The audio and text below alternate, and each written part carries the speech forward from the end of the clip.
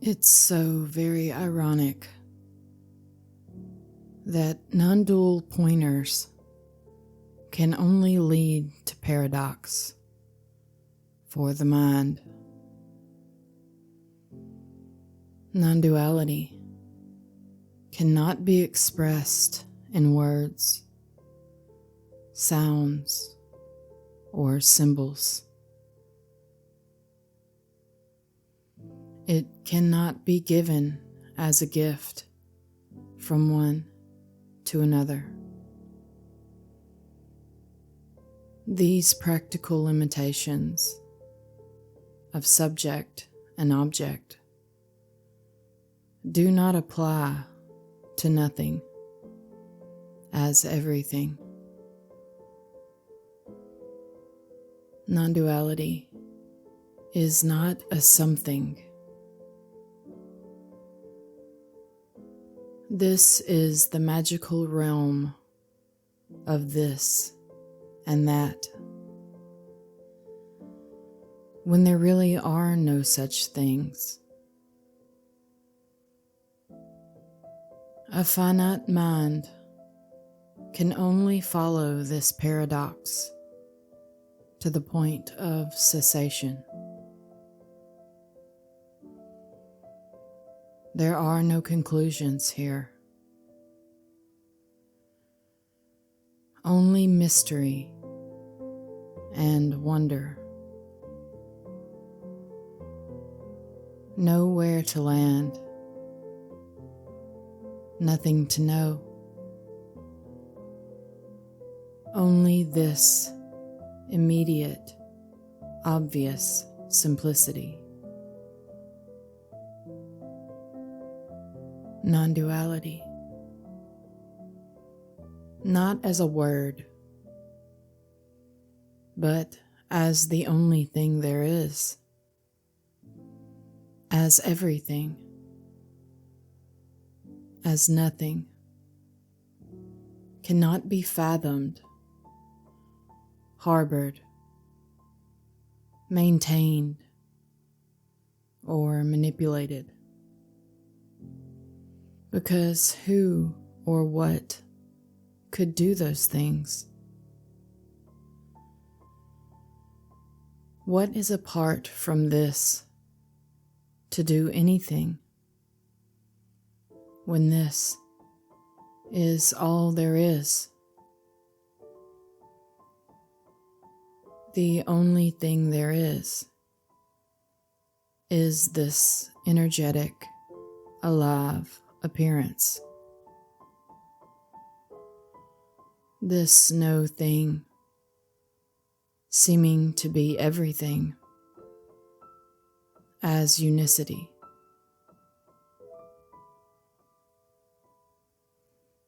This literally cannot be spoken of directly.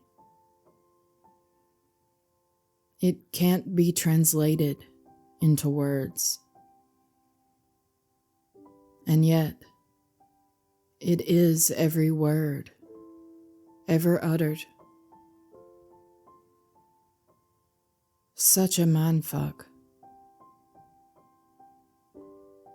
Speaking about non-duality is impractical and useless. It doesn't give anyone anything they don't already have. And yet, here we seem to be, as innocent expressions of trying to describe the indescribable, or trying to conceptually grasp the ungraspable, or trying to marinate in the energetic resonance of this perceiving wholeness.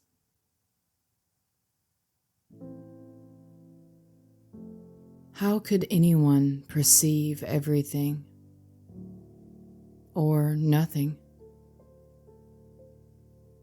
But playfully, This is the game that appears,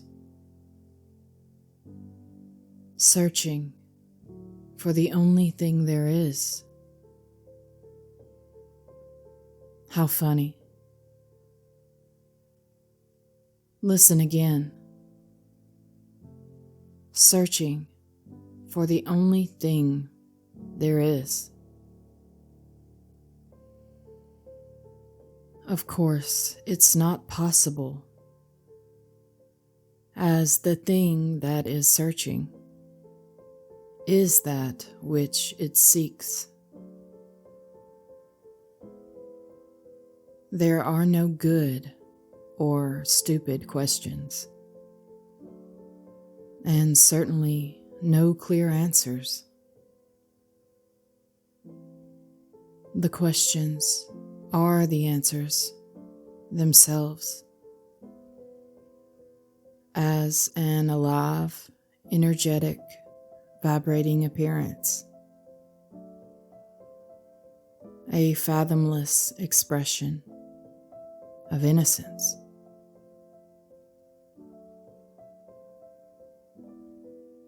All is equally the essence of this. The essence of chaotic freedom, expressing as this and that, as that which is perceived as separation. How cunning, how wickedly playful, how beautifully ironic that we, as humans, can seem to attempt to transcend this expression of limitedness, when it's the very miraculous appearance that is truly longed for. How is this possible? Because it seems to be. Full stop. What appears is always what is longed for. All there is this, and it has no opposition, save that which it also appears as. This is a game, beloved. Remember? A game where the only rule is unconditionality. Here, all is, and it is not what it seems. Figure that one out, if you are so inclined. Just know that it will not be for the sake of finding, but for the excitement of seeking, hoping, fantasizing. How beautiful. This too is this. Already. We get to have both. Separation and no separation. What more could a separate seeming being ask for? Enjoy being a salt doll, having shape as a stunning piece of art, because at any moment the tide can rise and you will devour your tail once again. This thing we call self is but an energetic resonance with the societal drama of disjointed agency. A valid expression of this. A psychological structure that is quite practical, as well as delusional, fragile, and self-centered, all of which are valid and completely understandable. And then, when this me energy falls, it's seen to have never actually been. Another paradox. There was only ever life, never my life, expressing in this timeless immediacy as the expression of self seems to bleed out into the universe. The psychological structure of a space-time continuum goes with it. The basic instinctual function of navigation, of subject and object, remains, but as an expression of the all in all. It was all always spontaneously arising out of nothing, as nothing.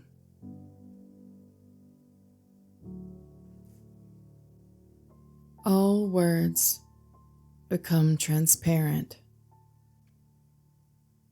and the one flavor is tasted. All is seen as an empty declaration of being, as that which cannot be. The continuum of the personal story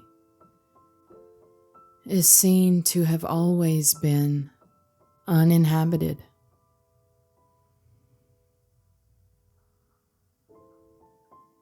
How can one get this already isness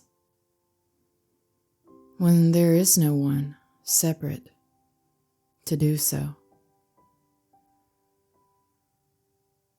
All is ever equally valuable. This wordless sameness being all as nothingness. Stunning.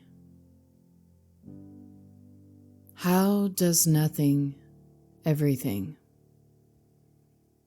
as a dynamic, ever-present, all-encompassing flow of action? An infinite singularity of unconditional, limitless freedom,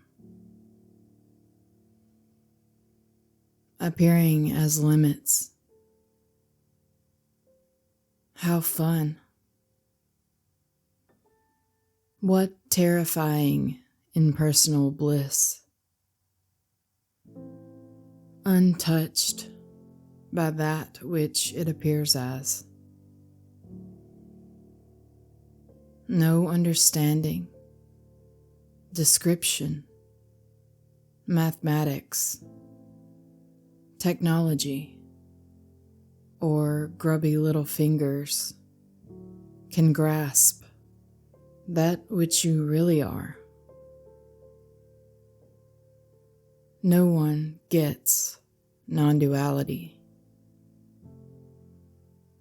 Its prior, primordial. There is nothing to get under or behind it. A romance with no lovers. No one does non-duality.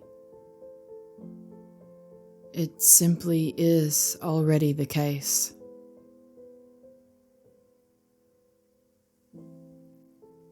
Non-duality is literally a conceptual story of that which cannot be spoken. It cannot be distinguished from any other appearance, even seeking. It disguises itself by being everything. How can one find everything or no thing? Can you point to something that isn't this? It's this and that and nothing. It's here, there, everywhere, nowhere.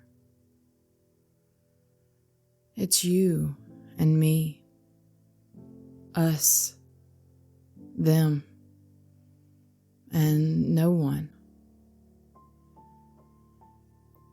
It's complete presence and utter absence. Manifest and unmanifest.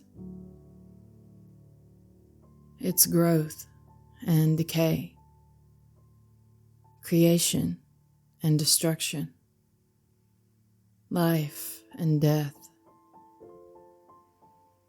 progress and atrophy. How can it be found? You are everything and nothing. You cannot see that which you are. You can only be it. You cannot approach or escape that which you are. The essence of aliveness.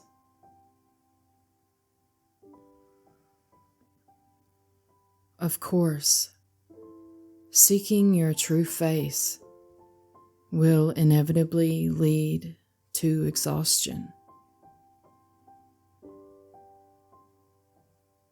The paradox will break the psyche. All is beheld as empty and unfathomable, and life seems to go on as it always has, in this unknowable miracle of being that which cannot be. The mind is a practical tool of expression and survival, never having the capacity for existential understanding of any sort. Completely automatic. It only knows how to distinguish and prefer, to get from A to B in this subject-object dream. The mind has no use for non-duality. Why would it? Why would it need to know what it is? It doesn't. It already is this, and free to express as creation. Non-duality isn't a distinct, glorious, sustained state. It's all states and no states. So there is no transcendence into anything advantageous for the illusion of self. It is the expression of the illusion of self. For the sake of selfhood, what is it like to be a hungry ghost for a while, haunted with the images of something better than this? The relative and absolute can never find each other because they are intimately the same. You will never find it. It's too simple to know. The illusion of self believes it's a thing, so it frantically seeks for some other thing to complete it. For no reason at all. The belief that I am an object can just crumble. No arrival or attainment. Only obvious thisness, undivided and unfathomable, with no sustained continuity. A pointing is inherently pointless if all is this. All words are moot and meaningless expressions, like asking a child why they play. Everything is just because there is nowhere to go. Wherever you go, there you are. The one flavor of this alreadiness.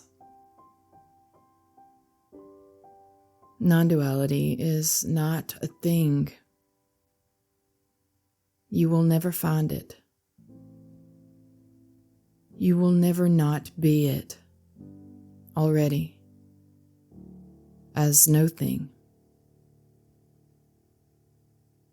What's being pointed to really has nothing to do with the idea of non-duality. This is mad, wild, mischievous chaos.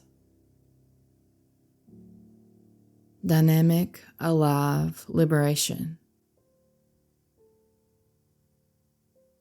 Already infinitely raging into itself. A debaucherous Taurus of sadistic indulgence. No thing exists to oppose it. You could never be more free. As the expression of bondage,